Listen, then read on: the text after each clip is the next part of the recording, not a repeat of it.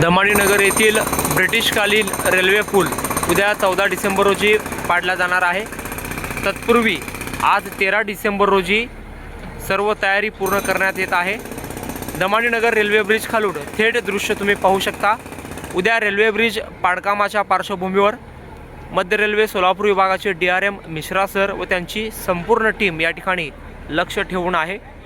DRM Mishra sir असतील, DCM Yogesh Patil sir असतील, ADRM असतील, सर्व इंजिनियर, इलेक्ट्रिकल डिपार्टमेंट, सर्व अधिकारी या ठिकाणी घटनास्थळी आहेत आणि उद्याच्या तयारीपूर्वी अंतिम तयारी या ठिकाणी करत असल्याचे एकंदरीत पाहायला मिळत आहे।